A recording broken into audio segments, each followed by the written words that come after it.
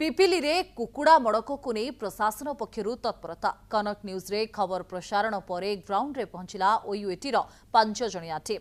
ए team मल्ला कुकुड़ा मानकर नमूना को संग्रह करी भुवनेश्वर लैब को आनिबे। रिपोर्ट आसिबा परे कुकुड़ा मड़कर कारण जना पड़िबो। पुरी पिपिली समेत विभिन्न स्थान रे अजणा रोग रे पड़ी हजार हजार कुकुड़ांकर मृत्यु होछि। भुवनेश्वर पुरी रास्ता रे कुढ़ कुढ़ मल्ला कुकुड़ा पड़िथिबा देखिबा मिलिछि। तबे कुकुड़ा मड़क प्रभाव रे पुरी पिपिली समेत विभिन्न अंचल रे चिकेन गोटा को 30 टंका दर रे बिक्री कर दिया जाउछि। अजणा रोग रे पड़ी कुकुड़ांकर मृत्यु होइतिबा बेले चासी माने मल्ला कुकुड़ांकु रास्ता कड़े फिंगी देउछन्ते। पुरीर पिपिली डेलांग कणास सत्यवादी एवं बलंगा अंचल रे कुकुड़ा मड़कर प्रभाव पड़िछि। जातीय राजपथ कड़े 23 फुट ठारू मंगलपुर पर्यंत रास्ता कड़े मल्ला कुकुड़ा फिंगी दिया जाउतबा देखिबा मिलिछि।